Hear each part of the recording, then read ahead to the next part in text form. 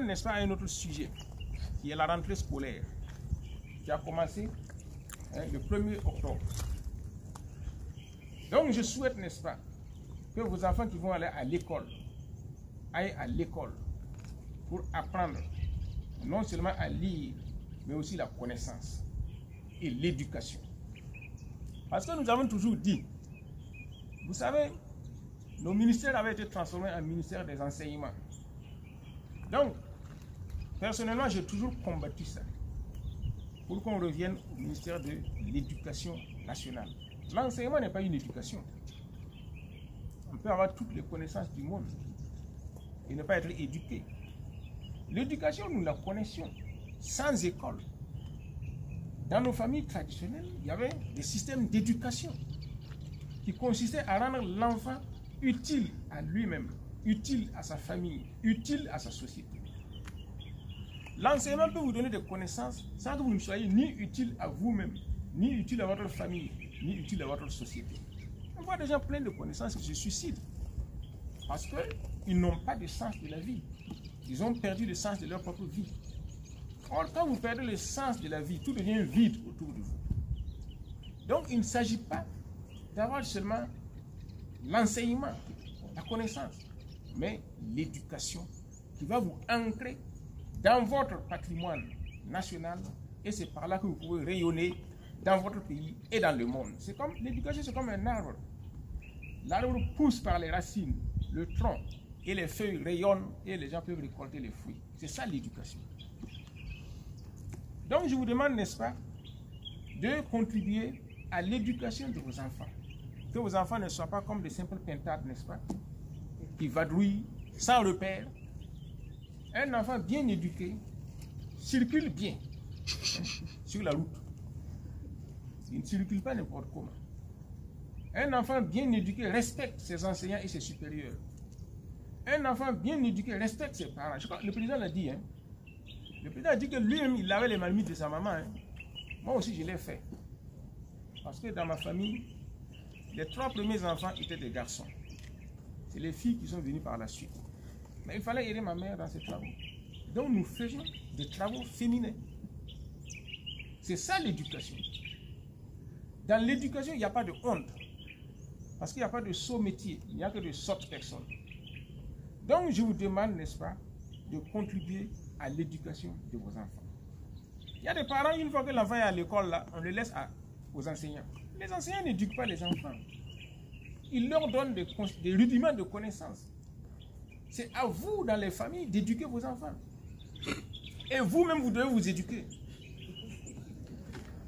Si vous n'êtes pas éduqué, quelle éducation vous allez donner à vos enfants? C'est pour ça que je vais vous dire une chose. Vous savez, dans l'évolution du monde a connu plusieurs étapes.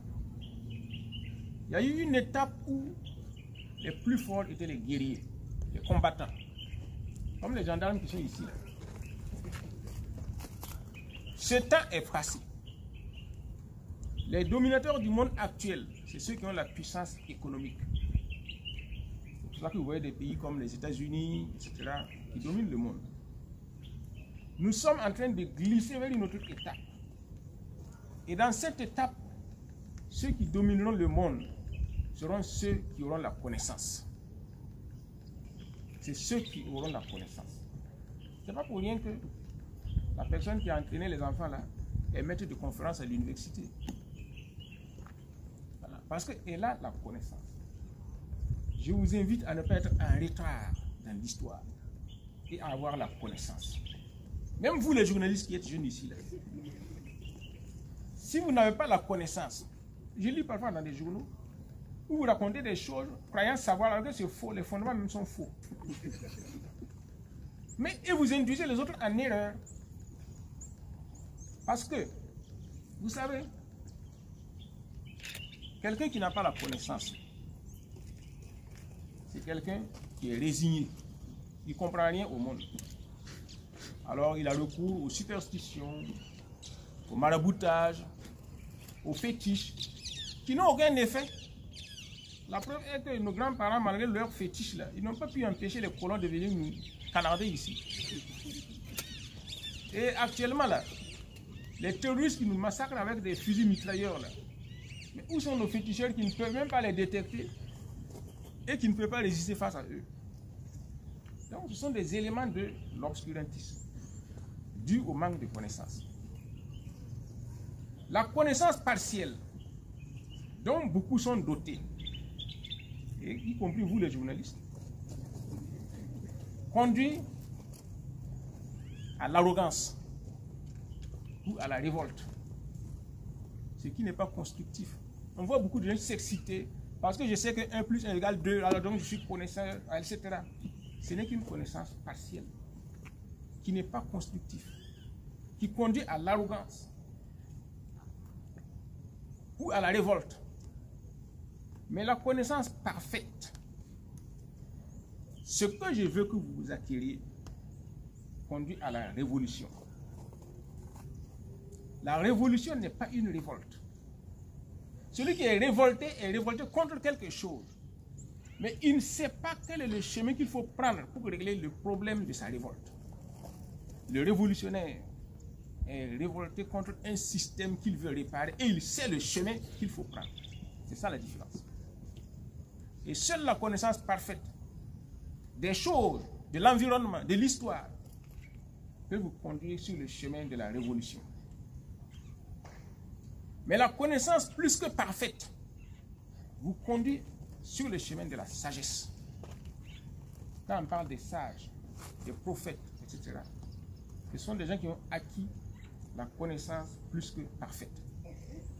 Donc la voie de la connaissance est un long cheminement que seuls les persévérants peuvent atteindre. Bon, madame ici est maître de conférence. Elle peut vous dire le chemin qu'elle a parcouru pour être maître de conférence. Et ce n'est pas encore le bout du chemin. Donc c'est pour vous dire que s'engager sur la voie de la connaissance n'est pas chose aisée. Mais c'est la voie dans laquelle vous devez vous mettre si vous voulez être utile à vous-même, à votre famille, à votre société et à l'histoire.